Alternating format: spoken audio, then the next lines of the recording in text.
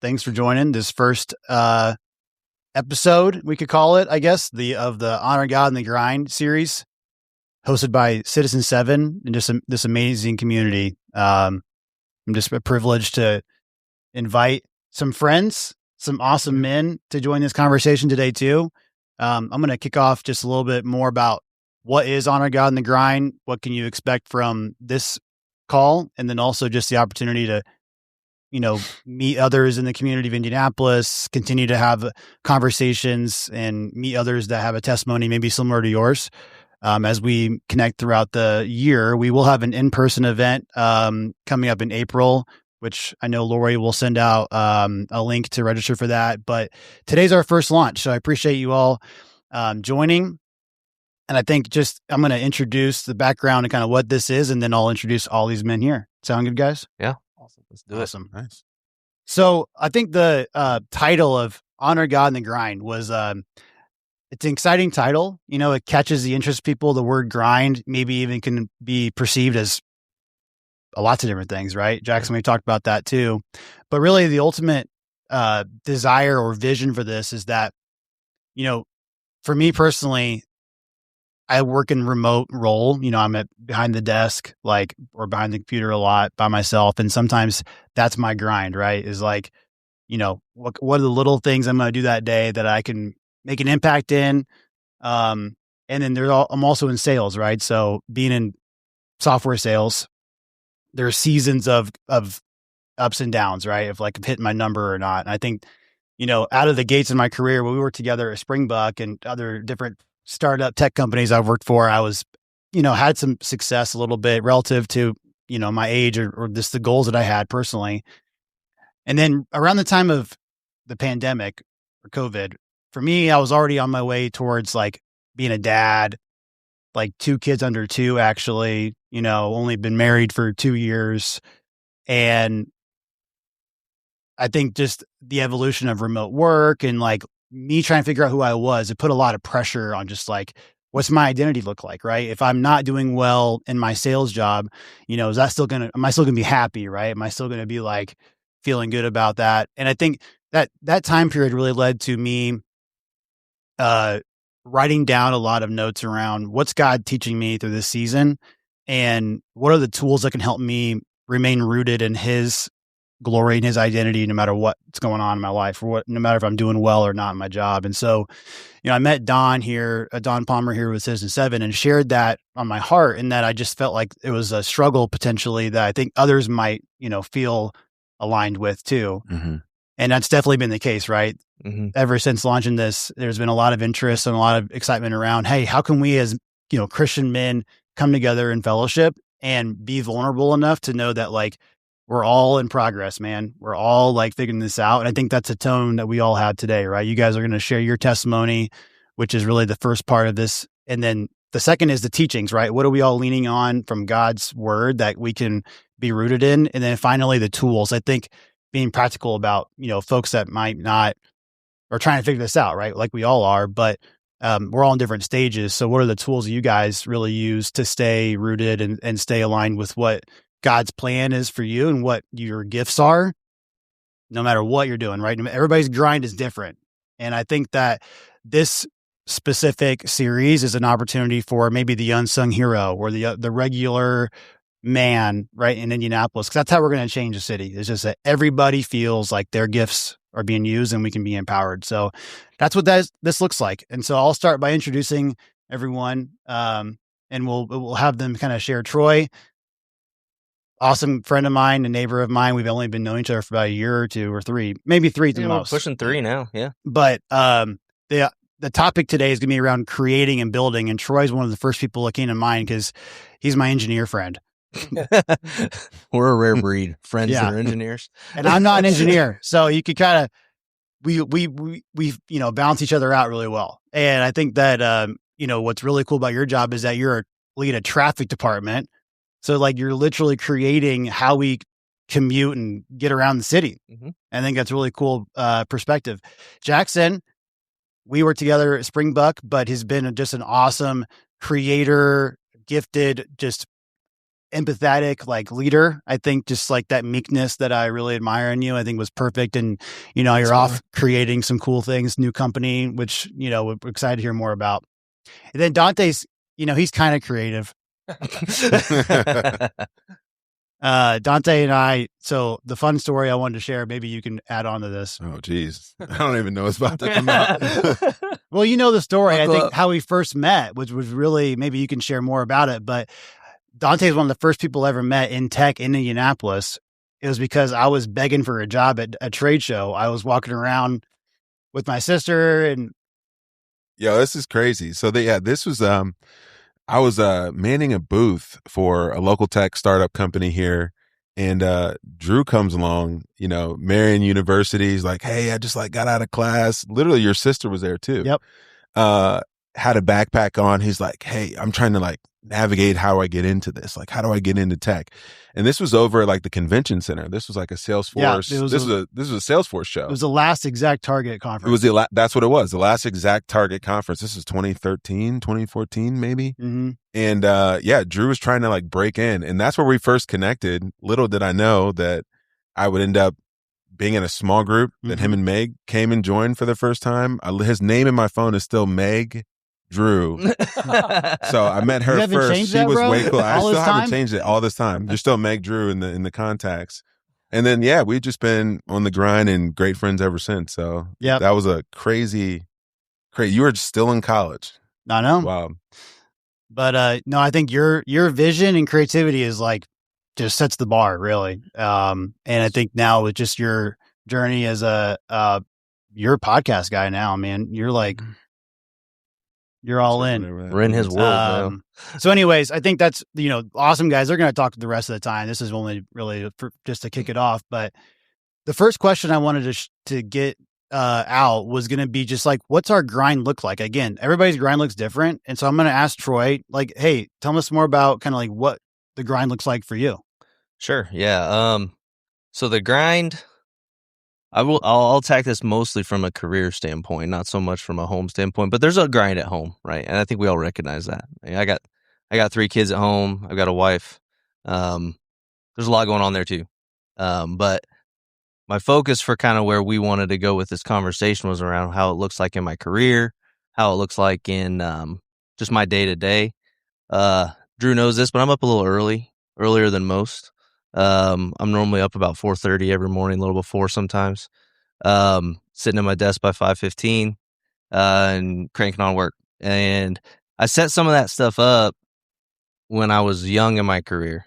That first 10 years of being an engineer, doing a bunch of design work, it was a bunch of monotonous tasks, basically. You do a bunch of calculations, you do all of this grind work to just it doesn't feel like anything's ever completely done.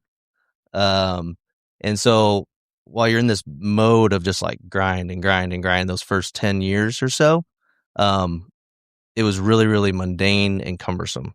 But you kept showing up, you kept being consistent, and eventually in this consistency of that mundane, I think now in this year 10 plus, I'm 15 years now at the same company. I'm starting to come to the point where I'm seeing more of the miraculous happen because of the consistency in the mundane. I've been able to kind of separate traffic out. Drew reference, I'm a traffic nerd, so I like watching cars and counting cars for fun, basically. And so I've been able to kind of separate that out from when I was in this road design phase and create this department. I've created a team now. And so being able to kind of take everything that I learned in that mundane time and now be able to pour into other people has created this ability to see where God took me from this start of boringness into being able to impact individuals. And I use the word separation, and we were talking about this when we were kind of prepping, that's a weird word to use, where I've been able to kind of separate out myself and my department, but then also separate out I can have a really, really good godly conversation with somebody because I've gotten to this point. And so that's kind of what the the daily looks like, and really trying to be able to bring in the Lord into those kinds of conversations, that by going through this like hard has given me that ability. I think that's kind of what the grind, I think, looks like for me right now. Ours. I love that, Troy. I mean, the mundanity is so good. I heard something about recreating, not just creating. So we're talking about creating and building today, but this whole idea of recreating, meaning we're doing the things over and over that aren't big deals, like the normal ins and outs. So I feel like in my journey, this whole arena has been a huge growth area. I'm still very much on the journey, as we all are, but there would have been a time where I would have just celebrated the grind. Maximizing, making the most, being intentional. And while I truly believe so much in the value of hard work, stewarding like our time and our resources, I feel like a lot of work for me in the last 5+ years has been kind of the beneath the iceberg type of work. Just to plant a few seeds, stuff related to performance, related to identity. So those have just been a lot of things where instead of me basically resting all of my worth on what other people think of me, how I'm achieving, the results I have, in some ways, the grind of making the most and being intentional, I want to celebrate that. I want to celebrate the fact that you're being intentional in that space and doors are opening for you. And at the same time, I want to be aware that, when Jesus Christ was baptized and before his ministry started, God looked at him and said, "Well done, my beloved son." And that was before anything he had done, which is kind of an encouragement to me. So in my grind today, have been in the city for over 12 years, married to my wife, Paige, for 12+ years. We have a 4-year-old and a 1.5-year-old. And I think being a dad also level sets that, because regardless of how awesome or not awesome we are in our jobs, we can have that beautiful aspect of our kids don't really care, of course, and someday I think they will want to see us providing that example, when they don't understand that, but that's a part of the grind. You mentioned it, Troy, that is a big part, right? It adds huge up. Who we are at work isn't just this piece that shows up once our feet hit the office or get in front of the laptop. And then just a little bit more on the day in, day out. My background has been in sales and marketing, largely in tech at 2.5 years stop at a venture capital firm, and then worked at a high growth tech company, and then a bootstrap tech company. And then at the end of last year, I stepped out to start a company. And the company is Rock Collective, and I'm also starting a go-to-market agency called Teamwork Studio, and that's really to use my skill set while I kind of get Rock Collective off the ground. And Teamwork is TEEM, and that's to help builders and founders grow with a lens of abundance. And I think when we're like wired for creating and building, a lot of times it's easy to have scarcity in the middle of all that, and myself included, because I can let my fear be the loudest voice in the room. So all of that to say, I want to help companies build with a lens of abundance. And then Rock Collective is basically an operating model around home services and property services, taking trades, building an operating model around them from the business side, and then also overlaying a real estate investment strategy. So I'm hungry. I'm excited about those things. Man, God's put them on my heart. Creating and building. No kidding. You're building a company to help builders, continue building. We're early days, so with that being vision, we're very, very early, humble days. But yeah, that's the heart. So I'm gonna stop talking and pass to Dante. Dude, that's crazy, and I love what Jackson says, heart, because I mean, there's different moments in my life. I remember us being neighbors, me and Bree. We got our first house on the Near East Side on Bevel Street, 809 North Bevel.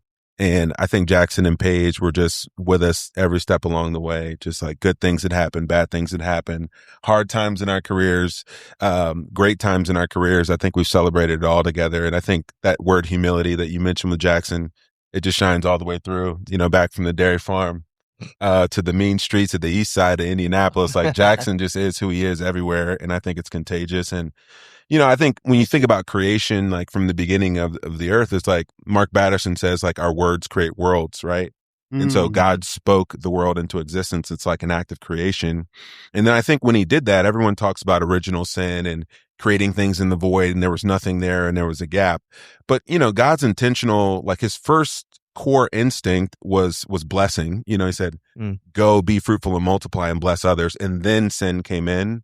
And so like this lens of creation, thinking about others to be a blessing to others, to create something, because within God himself, like he had within the Trinity, he had perfect unity, like their perfect relationship. There was no need, no necessity. Like God is love. There's full love, full abundance within God. And so even the act of him creating itself was like other focus. It was like, how can we let other people be a part of it? And so when I think about that in Indianapolis, like I think about the build and the grind, like that's why I think this place is so special. Like you showing up at a, Salesforce conference and being like, how do I get involved? Took me back a year earlier where I showed up with my Honda Accord, $200 and everything I owned in there. I showed up at the Delara Car Factory, the Innovation Showcase, I think the last one that they did, with $50 in my pocket. And I met Jed Banner, Christian Anderson, and these guys. And Jed goes, this guy Dante cooks what we need here in tech, right? And I just like, he's like, and then, he said that on stage. And then I met everyone who is who in Indie Tech within a month. And then ever since that journey, right, I've been a part of a whole bunch of great creations, right? Been employee number 2, been employee, helped to found a company, been employee number 19, I've helped to start divisions within companies. I've helped to start a football team. I've helped to be a part of a church startup, right? I've helped to start a family. We went from 0 to 4 kids, and so there's been a lot of things of, building and starting and creating. And I think one thing in my evolution of my journey, when you come from the tech world and you come from like the VC, innovation side, they all talk about disruption and creation and building something completely novel and new. And one, that causes your ambition because of the need for their returns, right? To be big, fast, famous, and large. And I've just seen like the most fruitful people and the biggest blessings come from like small, overlooked things over a long period of time. And it doesn't necessarily have to be grand in scale or nature. It just has to be impactful to whatever God's called you to do. Mm-hmm. And so like my scope of what I wanted to do when I showed up with my Honda and big ambitions for the world were like, how do I like be known nationally, right? And then it, as it got a couple years in, like, how do we become the best in Indiana, like the best place to work in Indiana, or this sort of thing. And now it's, come to, well, how do I be famous on the East Side? And more importantly, not just the East Side, that's New Pal, that's Southeastern, that's all these other places, but like the near East Side, like that's actually more specific. How do I become famous on my own street? Like if I wasn't there for 3 weeks, would anyone notice? Like, would you get a text? And so like the ambition and my scope of what I've done and how many people I wanted to serve and, how quickly I wanted to do it and how large has definitely shifted. And God has just given me this piece about, hey, you think that you created this like new thing, like even if it's in startup or work, like we're all taking pieces from something that someone else has already done. Mm-hmm. Yeah. So creation, you said recreation. It's literally, we're all standing on the backs of giants. Mm-hmm. And so, right, that Paul journey, it's like Paul to Saul. I'm here for the Gentiles and the Jews, the Greeks, the barbarians, the fools, the wise, right? And then it went to, well, now I'm here for the churches. It went from all of Rome to just the churches, Thessalonians, Galatians, Ephesians. And then at the end of his life and the end of his letters, right, he's writing to a very small group of people in Timothy, right? Mm-hmm. His scope and sphere went from like change the world and all of Rome to change some churches to impact 1 or 2 people. And so I think like as you get that lens into what God's called you to do, that build and that grind, especially as we have more family, more friends, more kids, responsibility, I think it shifts and I think that's okay. Right. And that's what I've been really growing into my journey. That's been some like, I think listening to all your journeys, right? One of my questions originally was like, when did you feel like God gave you the assignment of being a creator or a builder? Like, when did you realize that was a gift? And maybe it didn't have, like a lot, most of your stories, you weren't able to create or build in a way that you felt like was something you wanted to do until you earned it almost, right? Like the mundane or the day-to-day grind had to be done first, right? Right. Troy graduated from Purdue, one of the best engineering schools in the country, right? Like, but how long did it take before you started creating and building now, right? Right. Maybe share more about that. Yeah, I mean, it's kind of interesting. It's actually been a theme even through just this consistency in the mundane, right? Like, and talking through even how your circle changes. I love that. I love that perspective because it actually, I wasn't planning to talk about it, but like, it does take you back to like my home, right? I want to create my home properly because everything spurs from that. Like if I create the right space for my wife, for my 3 kids, where they feel that I am consistent in how I am every single day. When they see me, they're going to get the same dad. Like that's such an impactful way to create the knowledge of what they should expect when I'm at home. Mm-hmm. And if I can leverage that into then my career, if I'm consistent in creating the exact same man every single day to my employees, to my coworkers, to my clients, then they know exactly what they're going to get. They're going to get the same man every single time.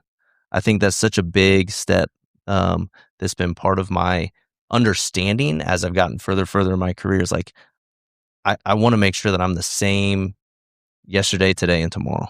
Yep. And being able to see that grow. I think that's been a big part of what's poured into that is understanding some of when Jesus walked, he was fully interruptible Mm-hmm. because he was consistently allowing other people to speak to him in their needs, even when he had somewhere to be, right?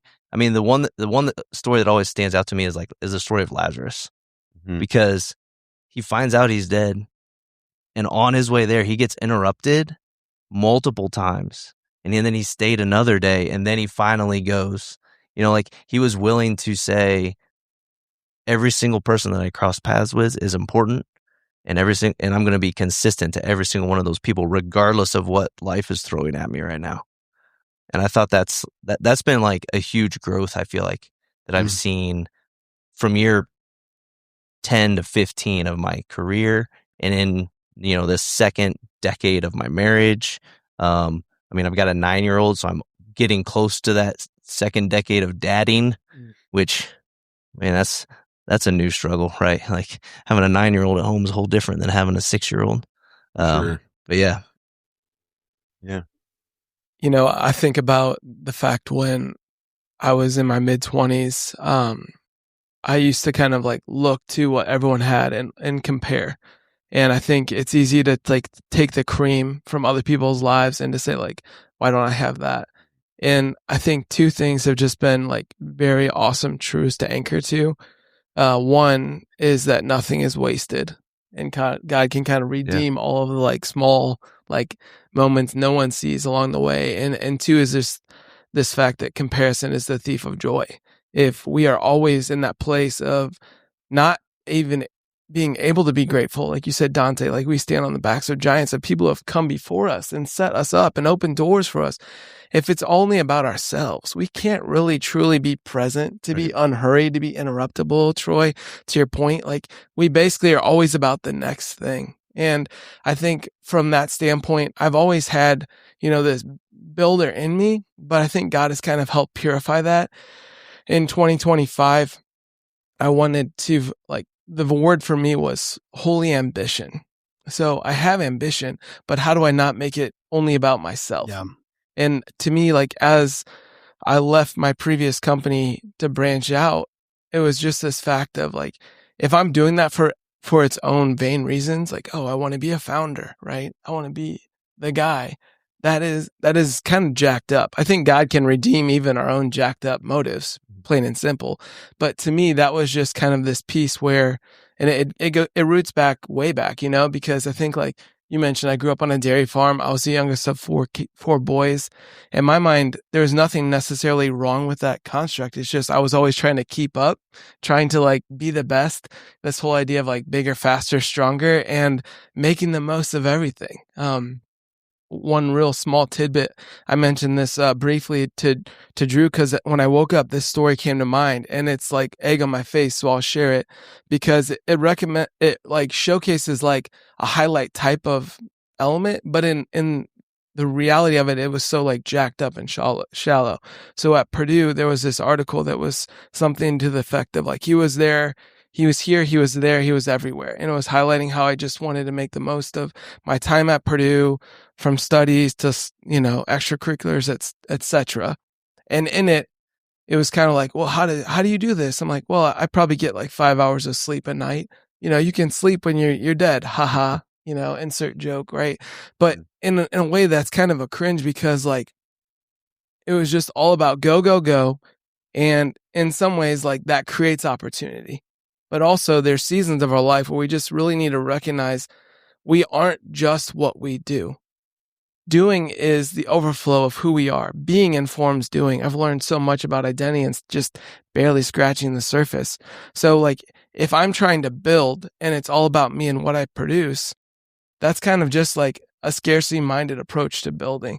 So in this season of building, and I'll pass the baton, pass the mic, is I feel like God has placed on my heart to build from a place of rest with giving my first fruits as an offering to God.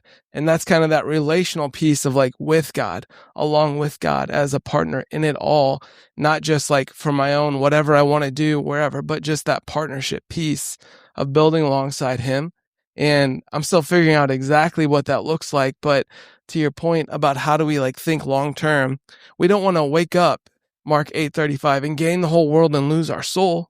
And thinking about generationally with like at home, entering your second decade, right? Like this is just a different lens and paradigm to have. So all of those things are kind of bubbling up for me. And I'm thinking about building, not just in this make the most, maximize, go, go, go, but how do you do that in a more sustainable way and like with God being a partner in that? Man, you said something that made me like, you're going into this like entrepreneurship journey and with a lot of peace, right? Because this is like a bodily sacrifice. You're like becoming, and this is what you should do because of the right reasons, and it makes the freedom comes from that, right? Like that purity, that peace empowers the freedom and boldness. I think that's something I've learned a lot too. Is just like I can feel the anxiousness when it's not right. I think there's always going to be a little bit of that edge of just being a little bit nervous, but the freedom comes from the peace and the boldness that Jesus is part of this, right? Like, and to your point on like the eternal perspective, like that's something that also has like helped me personally, like be more free. Like I should be thinking about this in terms of like in 1,000,000 years from now, right? I don't know if there's gonna be numbers in heaven or not, but in 1,000,000 years from now, is this going to be, right? I think even before we did this first podcast, I was like, God, like, it's really hard to say this out loud. I actually said it out loud. I'm like, hey, someday when we meet, just like sitting in that tone, like someday when we meet, I just, whatever I need to do, like, I want to make that interaction like a peaceful, like exciting opportunity, right? Because sometimes as a kid, I was a preacher's kid, so you could have all different kinds of perspectives of what that could have meant, but it was always scary to think about going to heaven. Like, I don't want to die right now. I want to like do what I want to do, but like the journey and like all this process we're in is like, when can we feel that freedom that like God is our savior and we want to be with him and have him be a part of all the things that we're doing right now. Mm-hmm.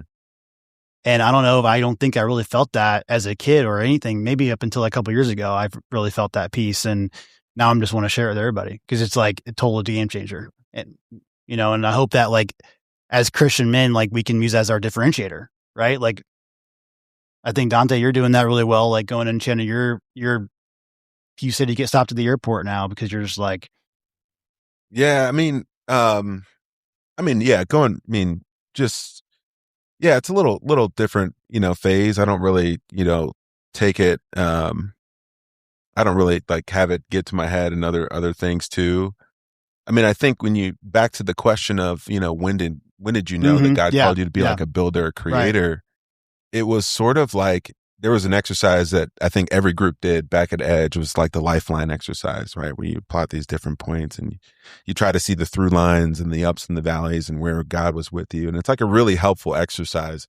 But when you're like 25, you don't have like a whole lot of data points. That's like going to the dentist for the first time in a decade. Oh yeah. 100%. It's like, I've not really thought about this. Yeah. It's like, it just, what I'm saying? Like this whole like 30, I feel like, I don't know if it was like 33. Like, I really feel like it's like, the age of Jesus when he like came out, and really started his ministry. He'd lived 33 other years. Like most of them we don't know about, but he was like living life. But then, this like enlightened period flips the switch and we all get to learn about it now. It's like, I think the light like really turned on at 33 where I was like, you start to figure out Like, what are my skill sets? Where has God been with me? Like, he was always there, but I just like didn't recognize him in these different phases. And so when I look back at my career in the different journeys, I've been in nonprofit, I've been in healthcare, been in utilities, been in hardware tech. Now I'm in parking, right? I've been on YouTube and do all these things. Like, I found like the most life and the most blessing and impact has come from others when I'm like building and creating new things within a company, within a space. It doesn't really matter the space. It really matters about the activity. And so when I find that, like, I look back at that through line and I realize like, hey, like maybe like there's some gifting here, like follow the fruit, right? Like follow whether it's the fruit you see from like the results or from others, or maybe it's the fruit that you feel and you experience internally. Like, hey, like I find life and joy when I do this. Like when I make this thing, when I build this thing, when I'm a part of this group or this team, I really don't have a lot of energy here. Yeah. When you get to a certain point, I think when you're 33, you can learn to accept like this is part of the job. So I don't care. It doesn't matter if it feels good, right? Like you got to do it. So whatever. Like when you're 25, you're like, oh, I hate that. I'm going to move on to another spot. I went to college. Yeah. I got a degree. I want to do something better. Yeah. I want to do something cool, right? Right, it's like, nah, bro, you got to like do your taxes. Even though no one wants to do them. So it's just sort of like when I like that moment really flipped for me. And so then I knew like whatever roles, whatever opportunities, if it's a new division, if it's a new product, if it's a new launch within a company, a new something to be created, like I've kind of like raised my hand to say, yeah, I think I want to be a part of that. Cause I look back at that lifeline. I find the most value. Other people get the most value and joy. So like a really defining moment for like building and creation came for me. Like I had never done, obviously I'm an elder, pastor. I've spoken, I've, done different conferences, events, other stuff. I've like spoken in the past.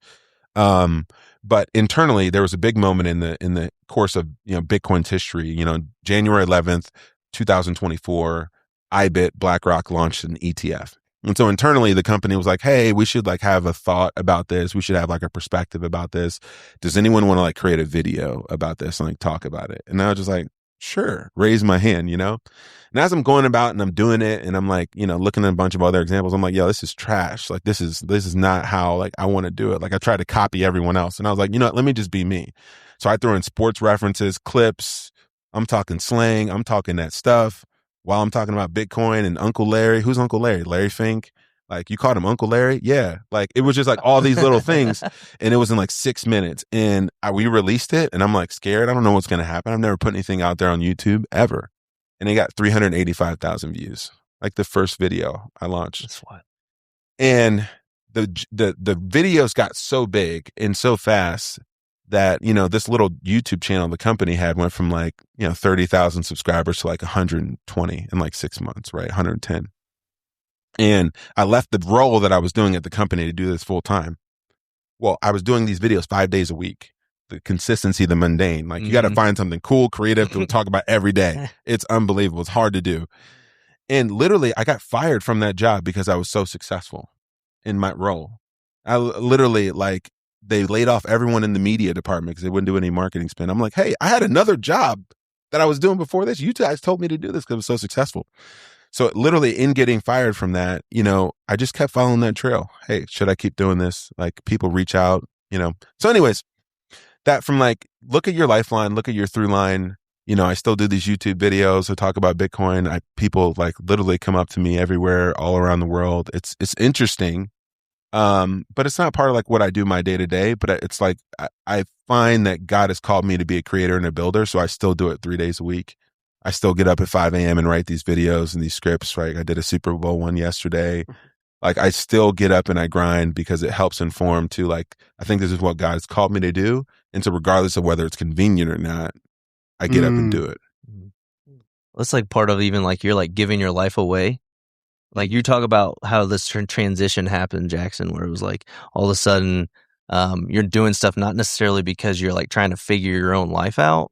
You're doing stuff because you want to pour it out to other people. Yeah, I mean that's just you guys are both going through that same thing of like building and creating for the best of others. Yep. And that's such a sweet perspective. I love that. It strikes me that there's a tension here, right? There's a tension where, where none of us are acting like we get it right. But I feel like that tension allows us to almost like have clarity when, not everything is so like this way or the next. And I think, in that regard, Drew, you mentioned like having that peace. I think for me, I do have like a deeper sense of peace, but it can be easy with how noisy the world is to lose that pretty quickly. And then I still get caught in like the measuring stick, the metrics, kind of the scoreboard mentality. And even like recently I had an example of like, man, you should be further along than you are. And I was like honestly, it's like, yeah, there's probably some truth to that. But then also what that does is it kind of like takes away some of the stuff that is kind of beneath the iceberg that isn't necessarily showing up on the scoreboard. So, man, I just think it's highlighting a lot of things because this tension is really like felt.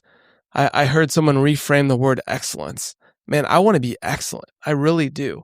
But he said, I think excellence is like the wrong frame. He's like, we should be thinking about faithfulness because excellence is so relative based on your skill set, what you were raised with, some of the different aspects that feed into that. So like excellence, I'm not knocking excellence. I'm just saying that as like the end all be all, his take on faithfulness was so good. And then another one that relates to that was someone said, it's well done, good and faithful student. Well done, good and faithful servant, not fruitful. So he's like, faithfulness precedes fruitfulness. And you talked about being fruitful and multiplying and that creation mandate, right? To be fruitful, to multiply, to fill, subdue, and to have dominion over. That's in Genesis 1:26-28. That was before the fall. Like you were saying, Dante, that is how we are wired in the image of God to create. In the beginning, God created. We represent that. No matter what role you're in, whether you're just out of school, we aren't knocking, we're a little bit hard on 25. I know. Yeah, it's like, you gotta roll that back. We're like boomers up here. What? Yeah, but that represents like the heart of God to be creating in that way, and it just gets me really excited in the way that regardless of where we meet that is in us. And I think like that piece can be like a tricky balance, but like to be fruitful and multiply, that's preceded by faithfulness. And that's preceded by obedience and walking with him. So that gets me fired up. Well, one of the things too that I like everyone thinks about this journey that's like always up and to the right. We talk about building and creating. Anyone who's been in an entrepreneurial journey or a startup company or just even a career, like there's going to be ups and downs. Like there's going to be good times and bad times. And that verse in John 15 where everyone talks about being connected to the vine. And the interesting thing about that verse is he says, like, if you are fruitful, I will prune you so that you will produce more fruit. But if not, like you'll still be pruned and thrown into the fire. Basically what I hear from that is if you snipped if you do and you snipped if you don't. Yeah. So like you're going to get pruned either way.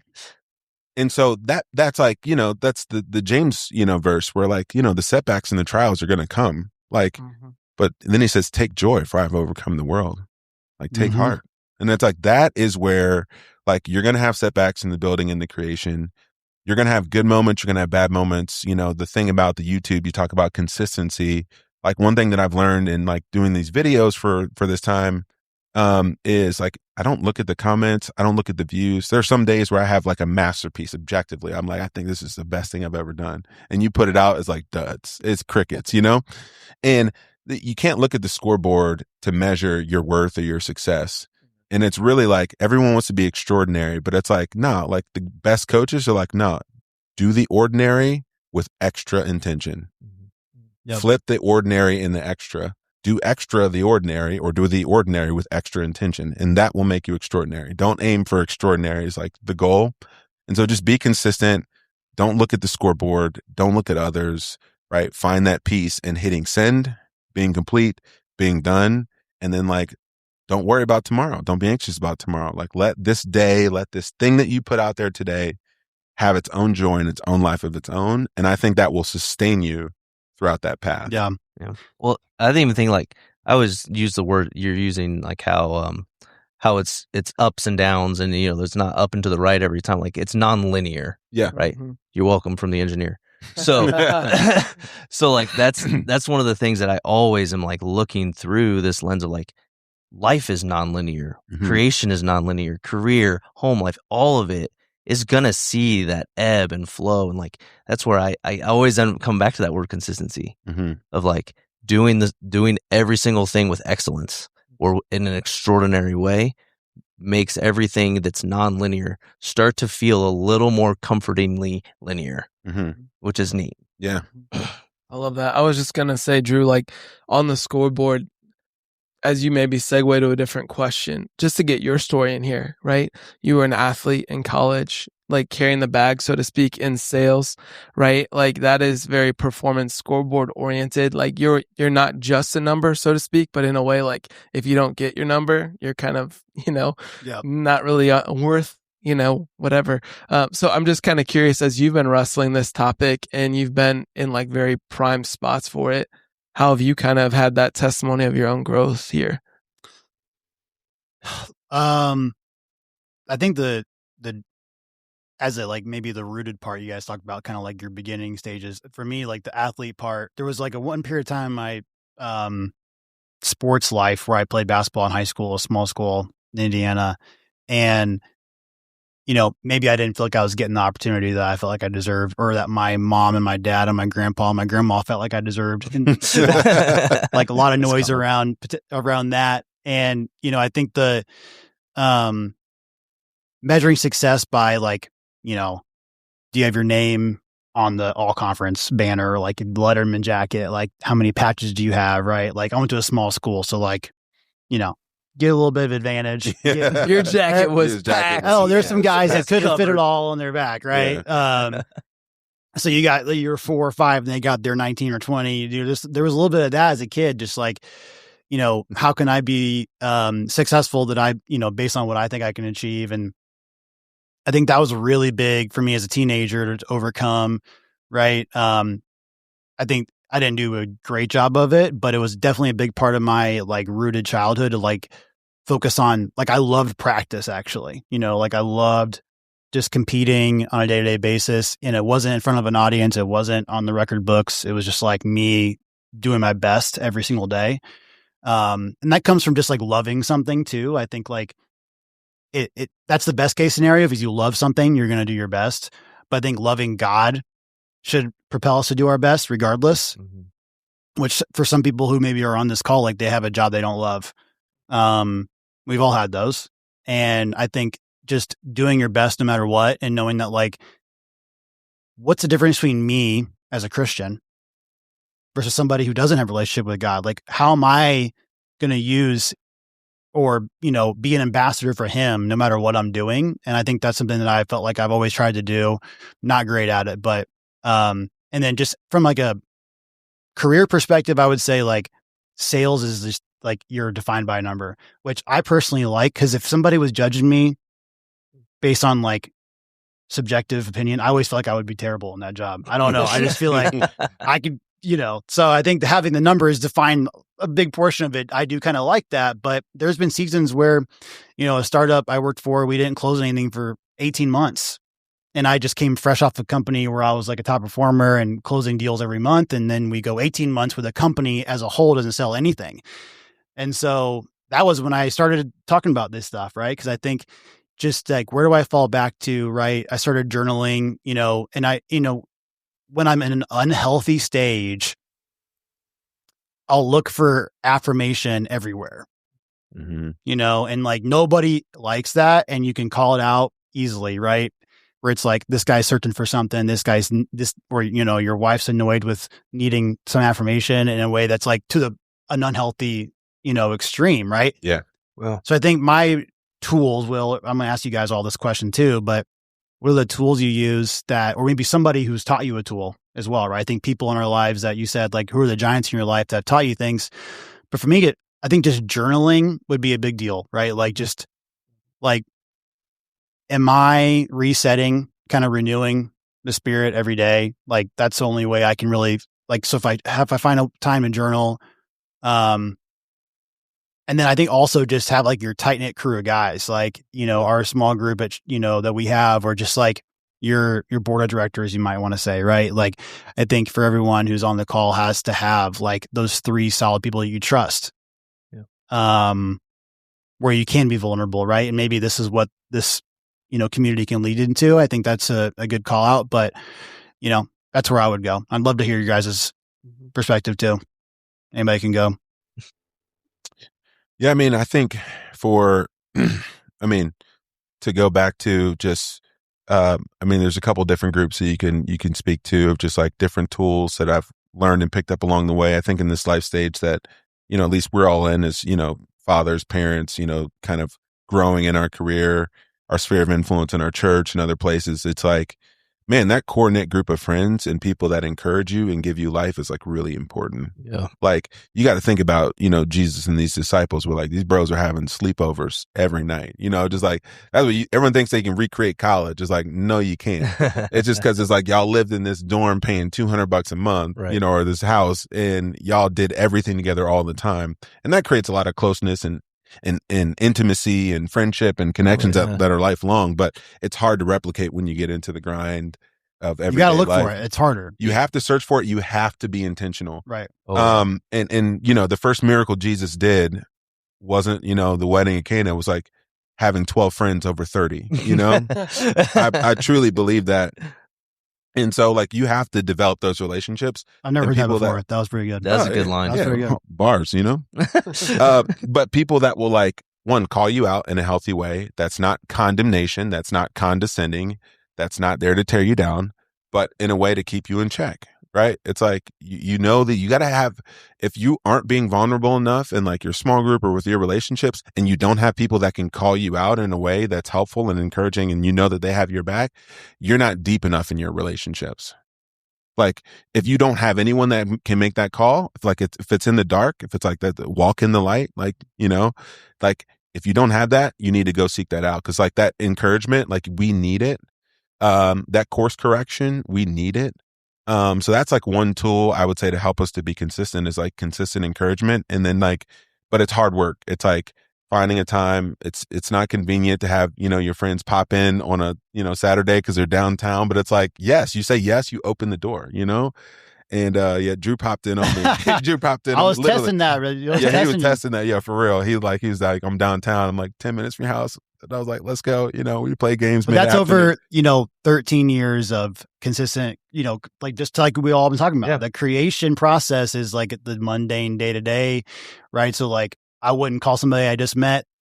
Maybe I would, but most people wouldn't do that. You would do. So yeah, like the creation process is the consistent mundane, like day to day. And so like that led to, but somebody who's trying to start from scratch with a new city they live in or new community or new, creating new friendships, it doesn't happen on day one. Build relationships. That's my first tool for sure. Yeah. And on the course correction and calling out, I gotta like hit you on this one just to model it real time. Yeah. So shout out to the young bucks because his disciples were all like literally teenagers. Oh yeah.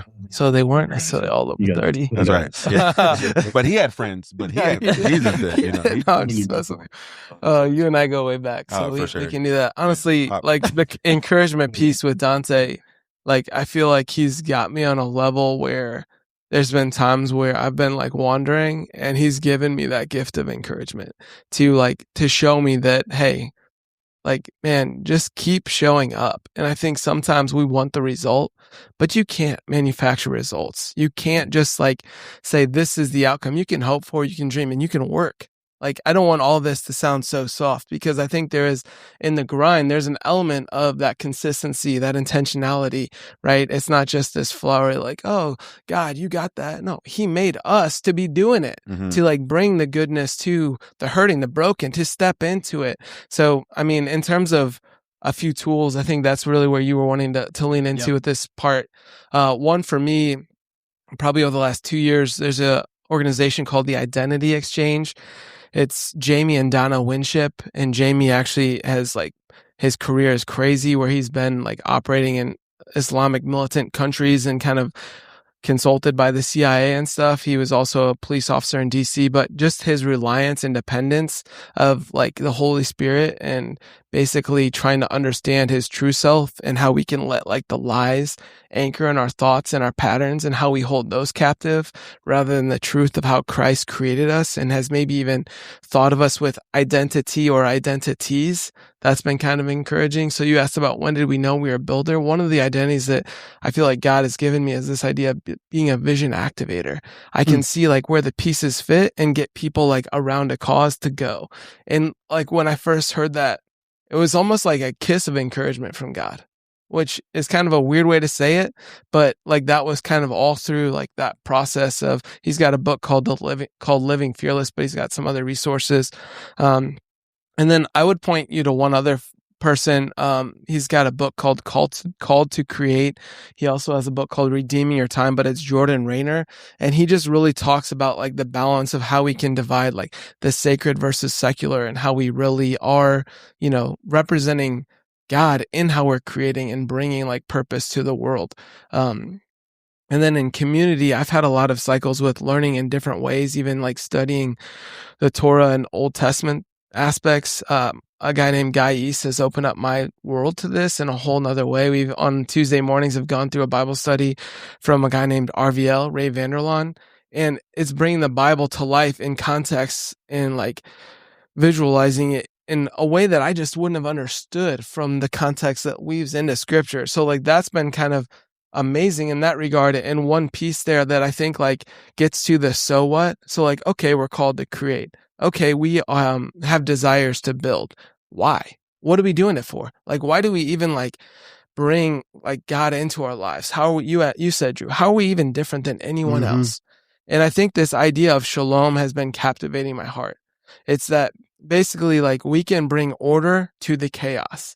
We can use our security in Christ and the freedom that we have in Christ to also have eyes and ears for like the hurting and broken, the people that are marginalized, and also like the ventures that we're doing. Like that's how we redeem the grind.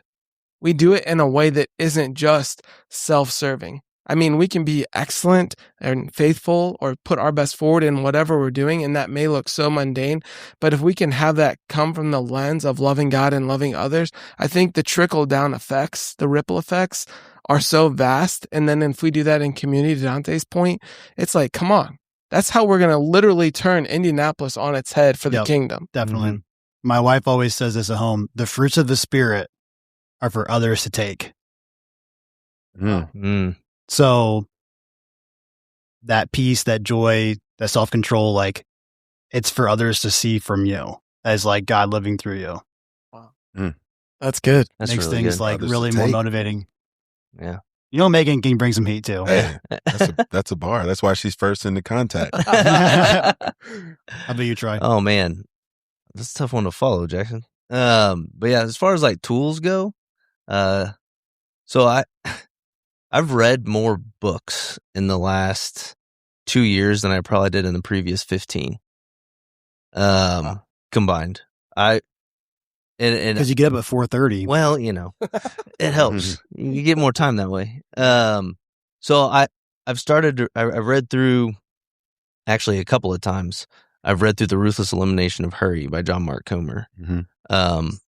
And the way that he speaks through practicing the ways of Jesus and modeling life that way, I think has been extremely impactful, and that's been a really powerful tool in my walk.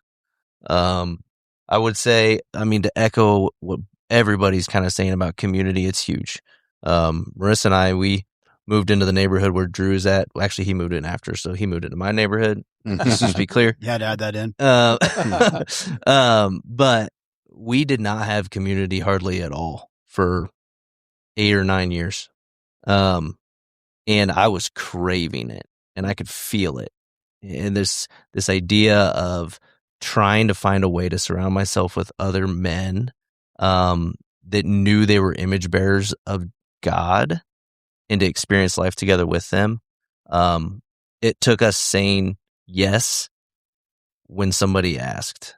And I think that was big for us. When TJ and Danielle came past our house, when we had a hole in the ground, no foundation, our kids are throwing rocks into a big hole, and they just said that they they're thinking about starting a Bible study. It's like, we just said yes. It's like, man, like, felt good, and so I think that's one of the best steps and tools that I've embraced, is like being willing to say yes to something that sounds a little bit intimidating.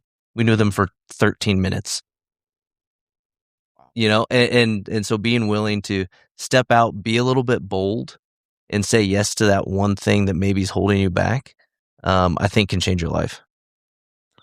That's what Jamie Winship says. He says, don't evangelize, just share the gospel, right? Yeah. Like, don't evangelize. Like, he just, y'all want to come? I'm doing this. Like, you coming with me? Mm-hmm. He's like walking along the riverside, right? You want to follow me? Like, yeah. Right. It's like, as you're going along, do those things. Yeah. Man, I'm really impressed with like one thing that Troy just brought up, like the 4:30 a.m. like discipline of like, more and more I'm like aware of how my body, like, that we have this weird Western perspective, speaking of shalom, and just like the Near Eastern perspective and what they think, like we have this separation between spiritual and body and mind and all this sort of stuff. But like how you feel, like how your body is operating has an impact on others and your ability to build and create. Like Mm-hmm. how are you sleeping? How are you thinking about like taking care of yourself? What are your habits at night? Like what time are you like, because that's really where the thief comes to steal, kill, and destroy, is like after 9 p.m., 10 p.m., right? Where does spiritual growth, and while it was still dark, Jesus got up to pray. Is sometimes like, it just like, I've yet to meet, there's some people that, typically if that person's the outlier and they build that outlier, then like they do all the things that are wrong. It's probably not you, right? Like, they're like, oh, Michael Jordan could do that. You're not Michael Jordan, Let's like put this into perspective here. Like, for the majority of people who build and create sustainable things that are great, like they do get up early.